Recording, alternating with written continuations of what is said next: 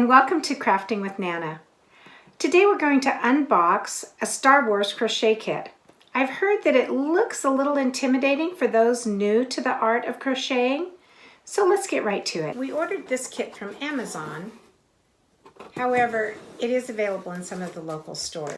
So it looks like a really cute little kit. You can make a myriad of Star Wars creations. Let's open it further and see what we've got inside of here. As you can see, it comes with the yarn that you're going to need. There is a crochet hook in here, right here, with a book of instructions. Let me set that aside. Let's get a look at this crochet hook. A little difficult to get out of the box. Younger kids might need a little bit of help.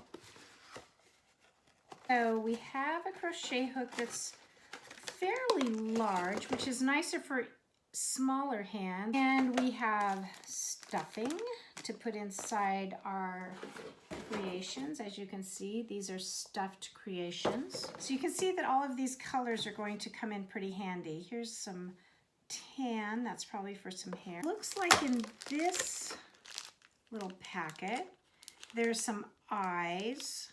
That would be the black. And to be honest, at this point, I'm not sure what the white tabs are for.